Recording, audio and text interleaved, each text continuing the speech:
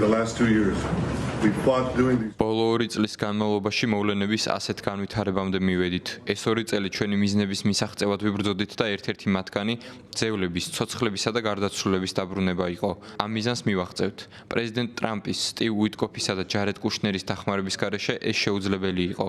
ისინი დაუღალავად მუშაობდნენ ჩვენს გუნდთან ერთად. ვფიქრობ ჩვენი იმ ჯარისკაცების გამბედაობამ, რომლებმაც ჰამასზე სამხედრო და დიპლომატიური ზეწოლა გააძლიერეს, ჰამასი იზოლაციაში მოაქცია.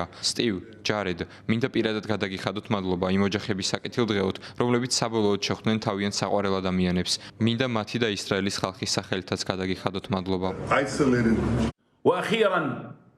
ამერიკის შეერთებული შტატების პრეზიდენტის გეგმის განხილვის შემდეგ დიდი პასუხისმგებლობა ავიღეთ და ვაცნობეთ მხარეებს პასუხი, რომელიც დააკმაყოფილებდა ჩვენი ხალხის ინტერესებს და გადაარჩენდა მათ სიცოცხლეს.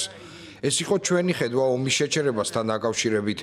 ჩვენი მომლაპარაკებლები პასუხისმგებლობით გამშვალული ეგვიპტის არაბულ რესპუბლიკაში გაემგზავრნენ. სწორედ ამან მოგცა ჩვენ და წინააღმდეგობის მოძრაობას საშუალება ერთად გვემუშავა და მიგვეღწია შეთანხმებისთვის, რომელსაც ჩვენს ხალხს გმირებს წარუდგენთ. ვაცხადებთ, რომ შეთანხმება შედგა. დასრულდება ჩვენი ხალხის წინააღმდეგო ომი და ცეცხლი სრულად შეწყდება.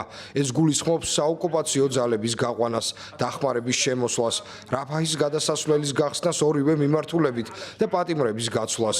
შეთანხმების ფარგლებში გათავისუფლდება 250 პალესტინელი პატიმარი, მათ შორის ის პირები, რომელთაც სამუდამო პატიმრობა ჰქონდათ მისჯილი. ასევე გათავისუფლდება ღაზის სექტორიდან 1700 პატიმარი, რომლებიც 7 ოქტომბრის შემდეგ დააკავეს.